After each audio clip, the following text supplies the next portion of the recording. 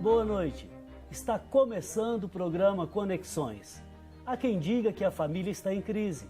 Outros são mais pessimistas e falam de sua fragmentação e novas configurações.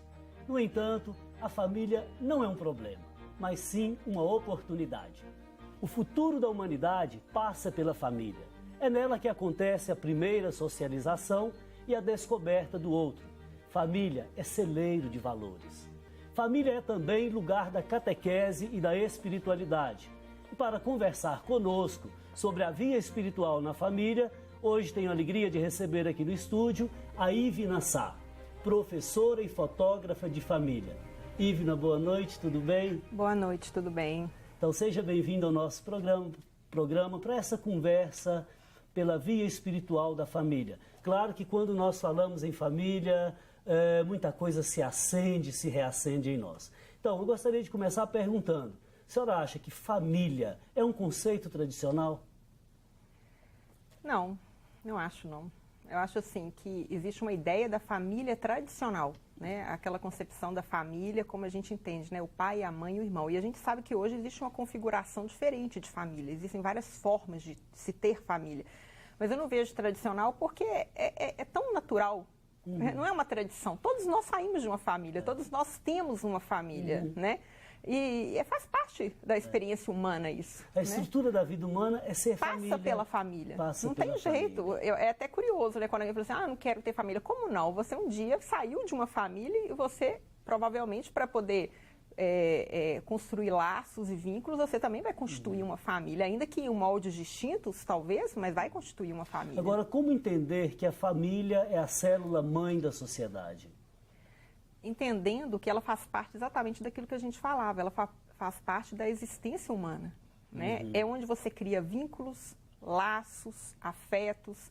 Eu falo que a família é uma pequena comunidade, onde você, além de todos esses laços, tem os laços de sangue. E ela é célula máter porque é da família que sai. É da família que sai um profissional, é da família que sai um cidadão, é da família que sai um justo, um honesto, é da família que sai um corrupto, um bandido. Então, assim, quando a gente pensa numa família mais estruturada, equilibrada emocionalmente, a gente está falando de uma sociedade que também é mais saudável, né? Porque eles saem dali. Eu tinha uma psicóloga amiga que falava assim, da família nasce um bandido e nasce um sacerdote. É um ninho, né? Que pode sair dali muita coisa. Correto. Agora, a família no mundo de hoje, de fato, ela sofre transformações. Claro que a cultura sempre interfere nos modelos familiares, etc. Não é disso que a gente quer falar. Mas que desafios, por exemplo, hoje a cultura traz para a família? Dentre eles, individualismo, consumismo, o que a senhora tem a dizer? Eu fico abismada com a dimensão do consumismo. Eu brinco, né? Eu sou fotógrafa de família e eu tenho 3 filhos.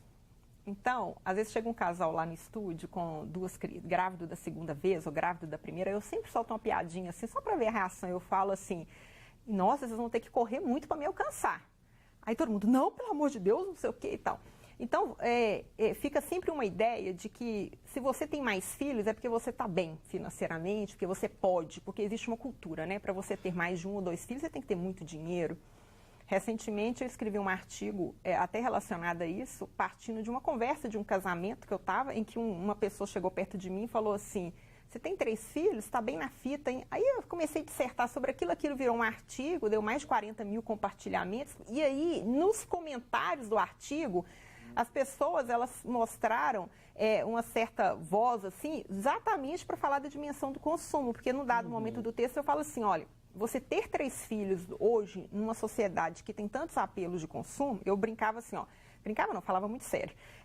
Um filho quando nasce, ele não pede iPhone, ele não pede viagem à Disney, ele não pede iPad, ele não pede um iPad, ele não pede essas coisas. Somos nós que criamos essas necessidades para eles, né? É aquela eterna mania de eu quero dar para o meu filho tudo que eu não tive, que eu acho que é uma grande armadilha dessa geração Aliás, X. A sociedade de consumo, ela tem o seu lado positivo, facilita a nossa vida em muita coisa, mas ela nos ilude também, porque ela desperta o nosso desejo que ela jamais vai realizar com produtos. O produto não realiza o desejo humano. Não. Eu gosto muito de um texto de Bento XVI, naquela encíclica A Esperança Cristã, em que ele fala assim que nós, seres humanos, nós temos sede do infinito, do eterno.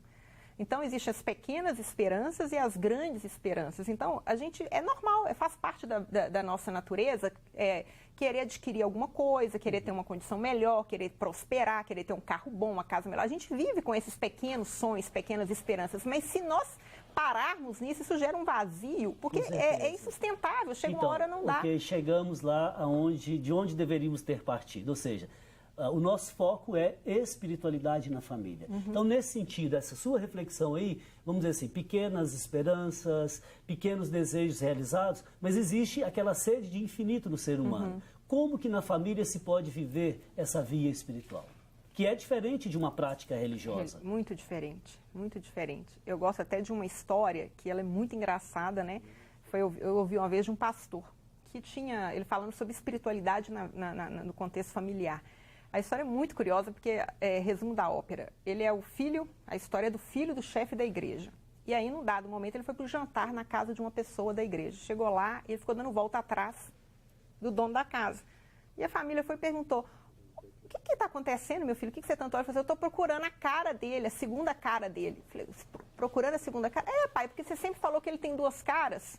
Nossa. E aí, quer dizer, de um ambiente evangélico, né? de muita oração, de vivência do culto, da leitura da palavra. E essa história é engraçada para ilustrar exatamente isso, quer dizer, viver uma dimensão de espiritualidade na relação familiar passa não só pela vivência do preceito religioso, né? Mas, sobretudo, pelo testemunho que o pai e a mãe dão diante dos filhos. Porque essa geração, ela cobra muita coerência.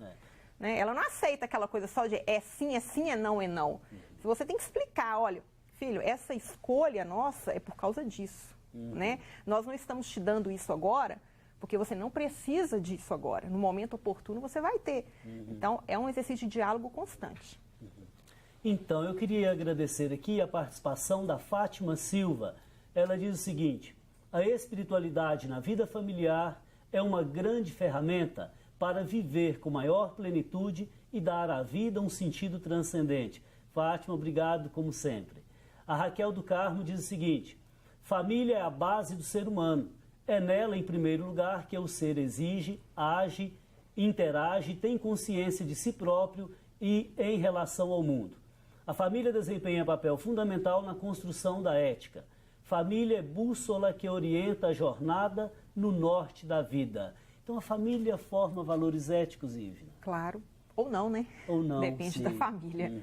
Pode formar. Eu acho que a principal função dela passa por aí. Às vezes eu acho que muita gente vê a família com muito romantismo, né? A família é tudo de bom. E há aqueles que veem a família de forma muito negativa. Eu gosto de família lá no Japão. Enquanto lá é noite, aqui é dia, lá é noite. Enfim, como ver a família no cotidiano, na sua realidade nua e crua, de confrontar-se com o outro, de aceitar o outro do jeito que ele é? Como que deveria ser isso? Uma via espiritual.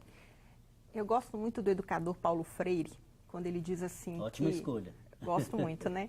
Quando ele diz que a paz não é ausência de conflito. Só que a gente tem uma ideia um pouco equivocada de paz, né? A gente entende paz como aquele ambiente que não se tem conflito. E isso é impossível nas relações humanas, né? Então, a família, pressupondo que todos estão morando no mesmo ambiente, né? É impossível que não se tenha conflito ali. Mas aí, o que você faz com esse conflito, né? Você boicota o outro, você não respeita o outro.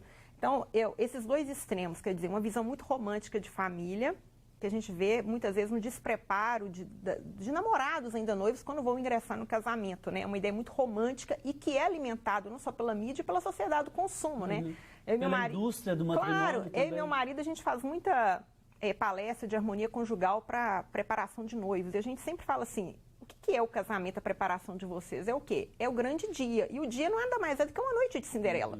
Tem o vestido, tem o tapete, tem os holofotes, tem tudo. Agora, a questão central é o que vem depois. E aí, se a gente falar que esse romantismo que é fácil, não é. O casamento é uma arte. A vivência a dois, a família, é muito difícil, né?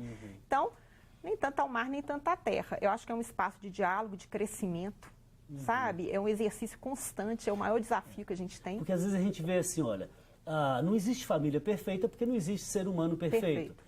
Mas quando há perdão e diálogo, as pessoas vivem bem. Porque o perdão, ele restaura.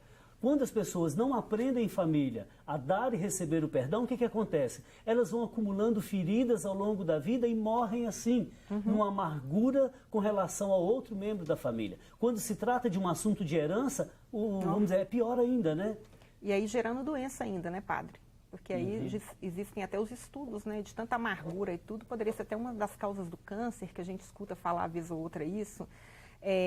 Eu penso muito nessa dimensão familiar, do diálogo, do crescimento, da oportunidade. É exatamente aí que entra a questão da espiritualidade que a gente falava anteriormente. Quer dizer, se essa espiritualidade pressupõe o quê? Um caminho de perdão, de diálogo, de respeito pelo olhar do outro, pela verdade do outro. Eu acho que começa desde cedo, né? Quando uma criança vai pegar uma coisa do seu irmão, mexer na gaveta, não, isso é dele. Desde cedo eu acho que se deve educar para respeitar a alteridade, para não invadir e ao mesmo tempo para acolher o outro como é, né? E aí a beleza até de se ter mais filhos, né? Porque quando é filho único, aquela criança ela não aprende a dividir, né? Que é uma outra perspectiva também, que forma uma pessoa até mais para frente. Quando se fala assim, ter mais filhos, eu brigo assim, olha, se eu não fosse padre, eu queria ter 6 filhos. Domingo à tarde, vendo televisão com os meninos deitados num colchão na sala e um brigando com o outro, a gente é o feio, você está me empurrando aqui. É isso mesmo, mas é por aí. É igualzinho. Claro, não é romântico, mas é o aprendizado para reconhecer o outro. O espaço. Para entender que o outro é importante para mim. Então, família, eu acho que tem esse espaço bonito, ou seja, eu não tenho que disputar o afeto, né? Eu já tenho gratuitamente. Tem que sempre falar com os filhos, né? Tem hora que sempre tem aquela pergunta, né? De uma filha virar e falar, mãe, você gosta mais de quem? A gente também já fez essa pergunta pro pai. Eu falei, filho, o coração da mãe é grande demais, cabe os 3. Tá certo, vamos descansar um pouquinho. Vamos. Bom, eu queria agradecer aqui a Raquel do Carmo, fraterno abraço. E dizer que a Arquidiocese de Belo Horizonte está preparando a sua 5ª Assembleia do Povo de Deus para avaliar, planejar novas ações na evangelização. E você é nosso convidado. Dê sua opinião. Acesse o site www.arquidiocesebh.org.br e responda o questionário. Aqui no Conexões, estamos falando sobre a via espiritual da família. Participe conosco pelo telefone 3469-2531 ou pelo WhatsApp 99642-8473. Até daqui a pouco.